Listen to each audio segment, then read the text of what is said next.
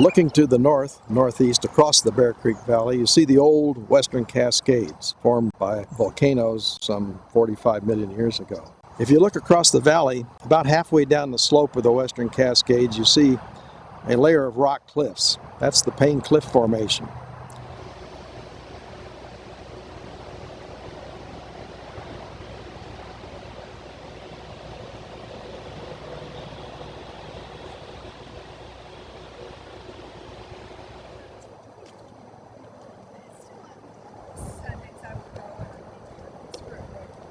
Okay, well, I was introduced to the Greenway by my friend Anita here, and I'm fairly new to it, and then I introduced my husband to it, and we love it. We have been coming actually twice a week this whole fall, and meet some interesting people along the way, and we love how clean it is and refreshing, and it's a getaway. You know, I live in Talent, so this is like down the street from me. And it's convenient because I feel like I'm in nature. I'm away from community, but I'm still close by. I don't have to drive too far, just down the street. And I'm enjoying a creek and beautiful trees and fall colors and fresh air. So I love it. The robins sitting in the tree taking the morning sun. You often see them in groups, particularly in the fall and the winter after nesting season. And they love to perch up high where they can see what's going on.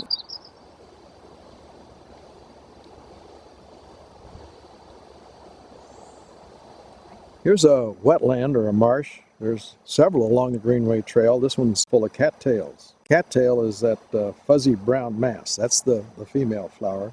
The male flower is a soft yellow cluster at the tip that you'd see in the spring. Indians made good use of the cattail fluff, which is very absorbent. They used it for padding their cradles, for padding their moccasins, for dressing wounds, sort of an early Huggies. The pollen can be used for making bread. Young shoots can be eaten raw or cooked. The starchy roots are also edible and can be mashed, boiled, or dried and ground into flour.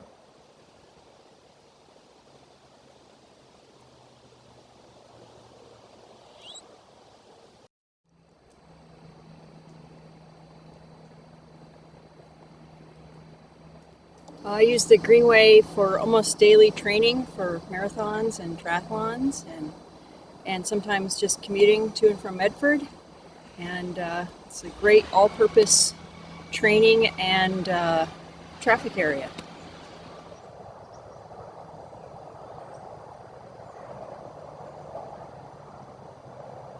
These are ringneck ducks. They're very common at Newbry Park, particularly in the ponds. You rarely see them in a stream, but they love the quiet water of the old gravel ponds. Then they're usually in quite large groups. They're diving ducks, and they catch most of their food underneath the surface. These ponds you see here and along were developed in the process of extracting rock and making gravel for construction projects like Highway 99 and I-5. They've become a valuable wetland habitat. It's a great place to see ducks and geese. Here we have two Canada geese standing. There's a widgeon in front of a hooded merganser, female. She's the one who's fluffing her feathers. Now she's running across the water. She's being chased by a pie-billed grebe. They're both diving birds. They catch their prey underground, and the grebe is obviously trying to get the merganser out of its territory. Merganser's there behind the widgeon now, just moved behind the rock. It keeps going. And we'll see the pie-billed grebe there. He has just popped up behind. He's clearly trying to get that merganser away from the food that he wants to catch for himself.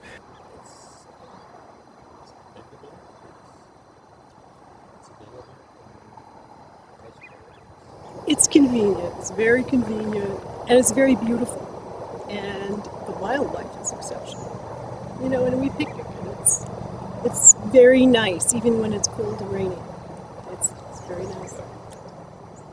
We always take the same walk, we always sit on the same bench. It's just a very restful place, and we really appreciate its existence and enjoy it a lot.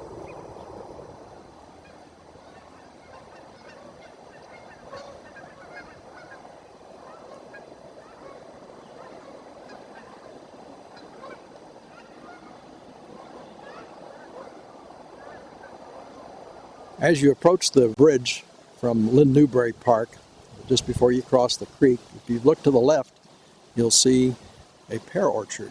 This is Harry and David's orchard, and it grows camise pears Royal Riviera is the variety. You'll notice that the trees are pruned to a uniform 10.5 feet in height. Each acre produces about 15 to 17 tons per acre. And irrigation is provided by creek rights, water rights, and Talent Irrigation District.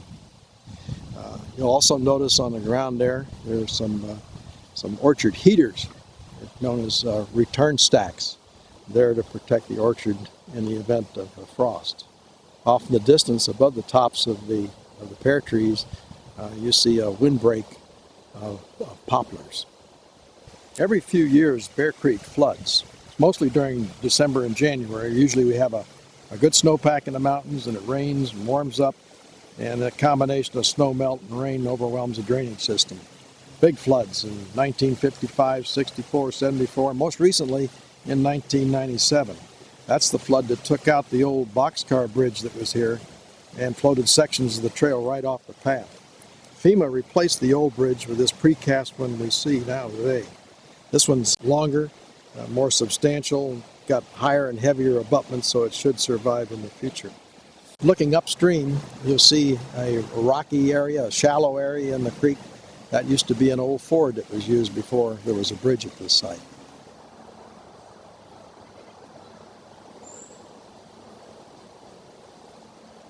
I'm a baker at New Sammy's Cowboy Bistro, and I use the bike path to ride back and forth to work.